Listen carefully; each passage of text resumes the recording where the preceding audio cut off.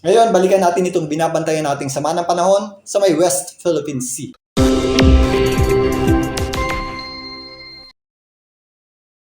Welcome po muli sa Philippine Weather Trivia. Again, para po sa mga bago sa channel na to, ako nga po muli si Alvin Pura, isang meteorologist at ang inyong weather tito.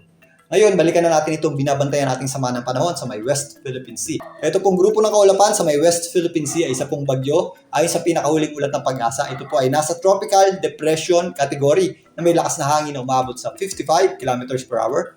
Malapit sa kanyang gitna kung minsan may mga pagbugsong umabot sa 65 km per hour. Napakalayo po nito sa anumang bahagi ng ating bansa at hindi po natin ito inaasahang pumasok sa loob ng ating Philippine Area of Responsibility. Ito po ay huling namataan ng Pag-asa sa layong 1,090 kilometers west o kanlurang bahagi ng extreme northern Luzon. Ito po ay patuloy na kumikilos pa northwest o hilagang kanluran sa bilis na 25 kilometers per hour papunta nga dyan sa southern portion o katimugang bahagi ng China. Again, kung titingnan natin itong ating satellite image, yung ating kaulapan o yung ating flow ng habagat or southwest monsoon ay papunta dito sa ating bagyo.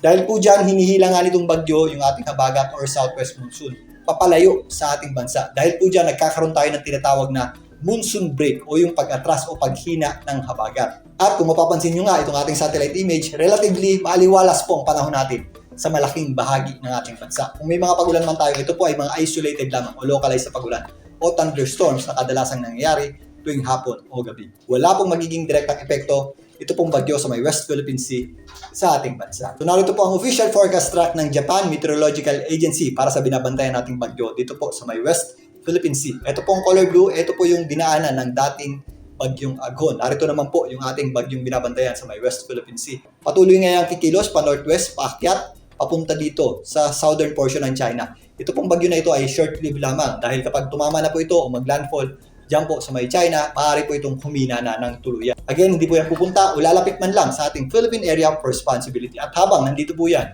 sa may southern portion ng China, patuloy pong magpo-flow o pupunta yung ating habagat or southwest monsoon. Diyan po sa bagyo na yan. So narito po ang ensemble forecast ng GFS para sa ating binabantayang sama ng panahon. Pinapakita rin dito ang pagkilos nitong ating bagyo papunta dito sa may southern portion ng China. At habang umaakit po yan, saan po natin ang paghina po niyan once na nag-landfall dyan sa may mainland China. Pero base dito, ito po ay kikilos pa eastward. Ito po yung possibility na ito po ay sumama doon sa ating tinatawag na rainy season front o frontal system na nasa itaas na bahagi ng ating bansa. Kung ganun po ang mangyari, tuluyan pa po itong hihina. Ito pong rainy season front natin o frontal system ay relatively mababa ang pressure. Mas bibilis pa po ang pagkilos niyan at sasama na nga dyan sa ating tinatawag na frontal system. Either way, hindi po natin ito ina-expect tumama o mag-landfall sa ating bansa at magpapatuloy po yung tinatawag nating monsoon break. So again, wala pong magiging direktang epekto sa anumang bahagi ng ating bansa. Ito pong bagyo sa may West Philippine Sea, pagkos hihilahin niya pa o magpo-flow papunta sa kanya ng ating habagat or southwest monsoon na kung saan magdudulot po yan ng maaliwalas na panahon sa malaking bahagi ng ating bansa. Pero again, mag-ingat pa rin po tayo kapag meron tayong mga isolated o localized na pagulan o thunderstorms, lalong-lalo na kapag meron tayong thunderstorms dahil biglang boost po yan ng malalakas na pagulan. Muli, ito po ang inyong weather tito para sa Philippine Weather Trivia.